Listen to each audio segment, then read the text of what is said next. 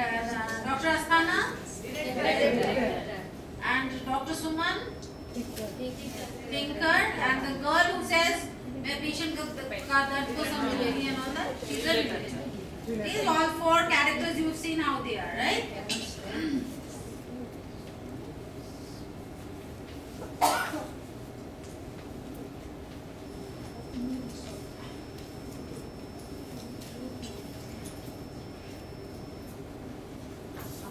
So what all have we done from the morning? নিজের personality টাইপটা identify করেছি, আর যারা আমার সঙ্গে কাজ করে তাদেরটাও আইডেন্টিফাই করেছি। তাহলে এবার it will be easier for me to handle this people. ডক্টররাও এরকম ক্যাটাগরিতে পড়েন, তাদের সাথে পেশেন্টরাও এরকম ক্যাটাগরিতে পড়েন। So I will understand how to behave with them or interact with them, right? তারপরে পেশেন্টদের একটু নাম ধরে ডাকবো, তাদের নম্বর না দিয়ে। They feel like criminals once they come to hospital. So let's give them a little bit of respect. Greeting warmly korbo. We will learn to liberally compliment one another in our work field, right? Tarpore ar ki body language er upor kaj korbo. We will work on our listening skills. Listening skills jehetu bollam, let's see, when we talk too much and do not listen, what happens?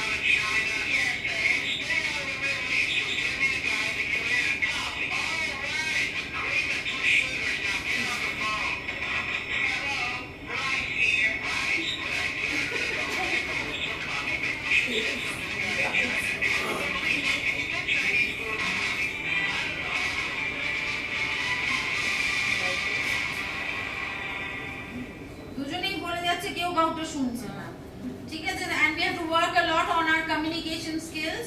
So let's see what communication skills in all this. How do you improve your communication skills? You can talk, but can you make them hear? Timing and strategy are everything when it comes to communicating your point. You will need clear speaking, key phrases, vocal skills, eye contact, hand gestures, listening skills, a large vocabulary, open-ended questions, and empathy. Optional, a good memory, and anger management. Step 1. Enunciate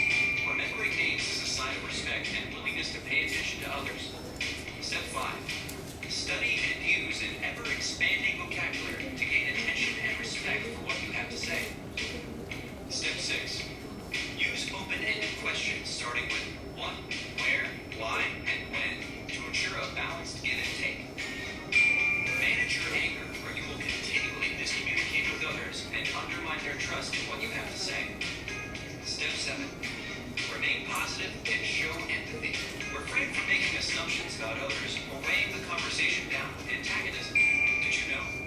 Patients of doctors trained in communication are significantly more likely to follow prescribed medical treatment programs. এখানে একটা কথা দুবার বা তিনবার উঠে এলো, empathy. What is empathy? We all have heard of sympathy, right? Yeah. What is empathy? What is empathy? No, the feelings when someone expresses his problems or difficulties, we feel it and realize it, but we don't sympathize or cry or show emotions. Excellent. Empathize with the person, the client. So empathy is to be in the person's shoes, to feel like the person who is talking. In this profession especially, we need to be very, very empathic. While listening, number one, while see, we are all friends. Like now, somebody is most of us are socializers, most of us are relators, thinkers, emotional people, non-emotional people.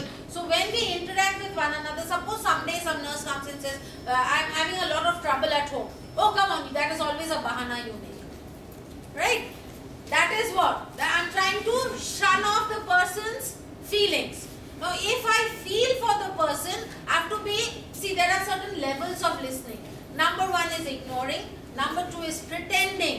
Number three is active listening. Number four is empathic listening. Now, empathic listening is what we are aiming at.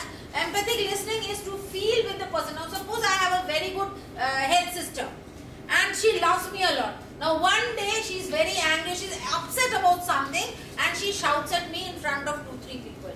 So, what happens? I stop talking to her or I cut off all my relationships with her. If I am an empathic listener, I will listen to her feelings. She doesn't have to say it to me.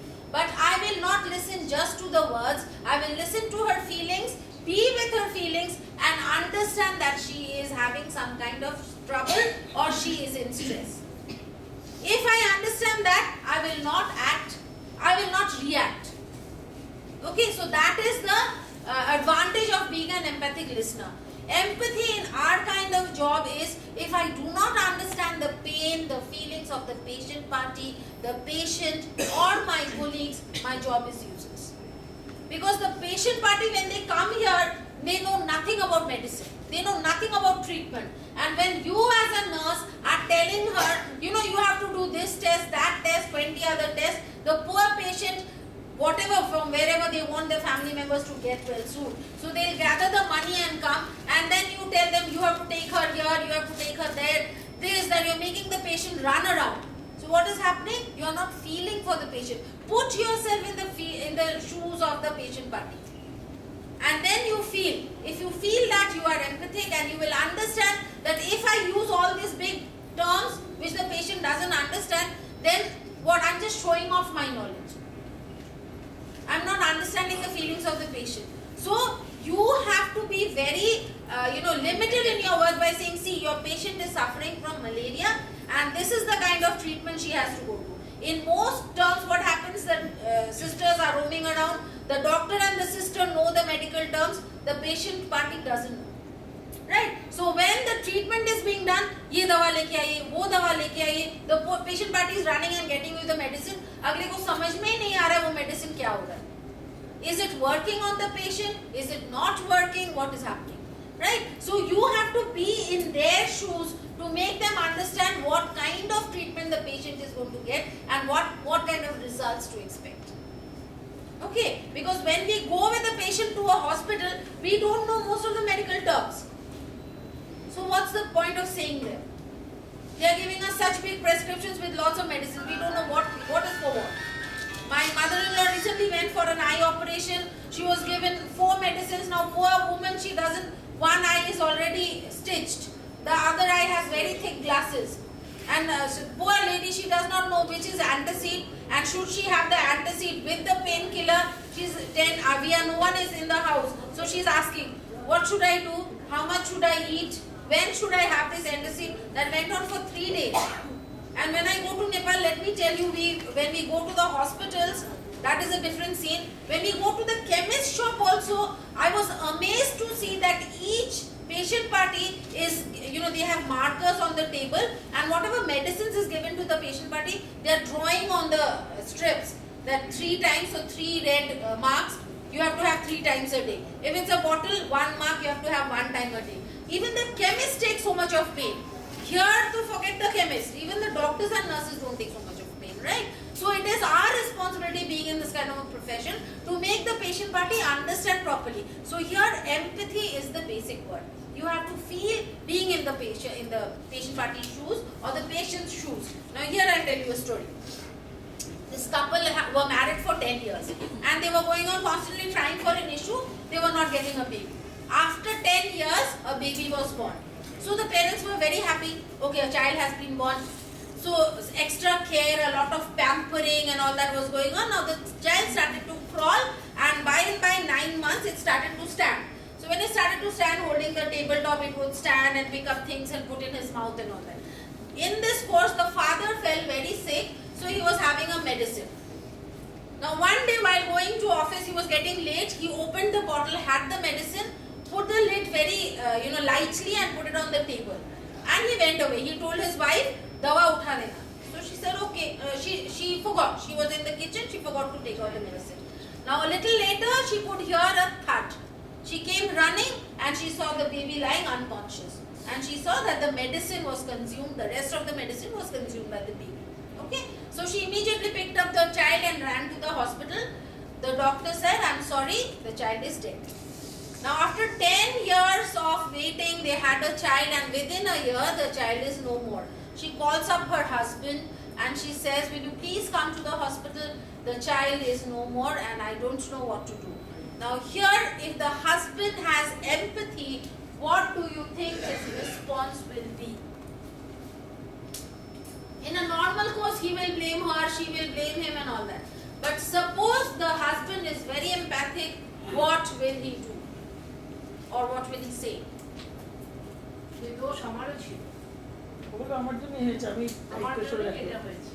Okay. Anything more? He would feel if I also did the same mistake, in what way would the reaction be towards me? If he is an understanding person, then he'll think. Whose loss was it? At the child's death, whose loss was it? So no point blaming or taking the responsibility. Here he comes and says, the loss is ours. Don't worry, I'm with you. So that is empathy. Okay. So in whatever situation we are, if we feel for the other person, 90% of conflicts will not happen. Whatever conflicts we face every day, 90%, I would say 90+% of conflicts will not happen if we have empathy towards another person. This is sadly lacking in our society, definitely, and also in the hospitals where it is definitely expected. Right? So empathy is a key word which we have to really work on. So tomorrow when we start, we'll start with role plays on empathy and then we'll proceed further, right? So today we have identified our personality types, we know our communication, we know we have to listen better and we have to, what else? Work on our, a little on our grooming, on our body language, on our tone of voice, use less words and listen more. What else? Am I forgetting something? Attitude, yes, and we have to have a positive attitude. Ethics, workplace ethics has to be there. That is etiquette in all. Workplace organizing, workplace ethics. Right? Okay, did you enjoy the session? Yes. Thank you very much. I'll see you at 10 tomorrow, okay? Have a nice evening. Bye-bye. Did you feel 5 o'clock would be very late?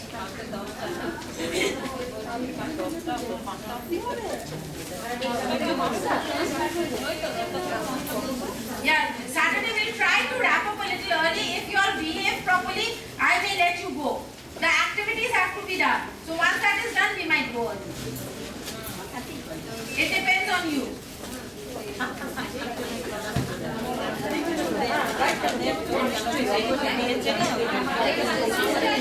Right?